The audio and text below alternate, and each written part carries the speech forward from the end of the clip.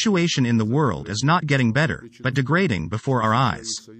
The main reason is that the US and their allies continue to aggressively impose on other participants of interstate communication the so-called world order, based on rules. How such an order affects human rights is clearly seen on the example of Ukraine. This exact policy of the collective West led by Washington has resulted in the fact that since 2014 the Kiev regime has been fighting its own people. The ultra-nationalists and neo-Nazis who seized power in Kiev after a revolution supported by the West unleashed real terror. It is impossible to remember the terrible tragedy in Odessa on May 2, 2014 without shuddering. That day the participants of the peaceful action were burned alive in the House of Trade Unions.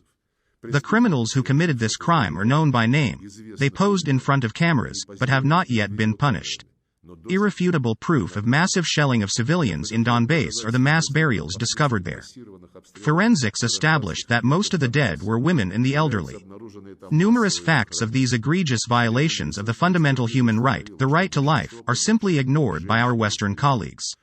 Attempts to draw the attention of the Human Rights Council to the atrocities that had been going on for 8 years ran into their indifference. All the massive, systematic attacks on rights and freedoms, the consistent planting of neo-Nazism, are carried out under the frank connivance of the United States, Canada, and EU countries that arrogantly proclaim themselves as benchmarks of democracy.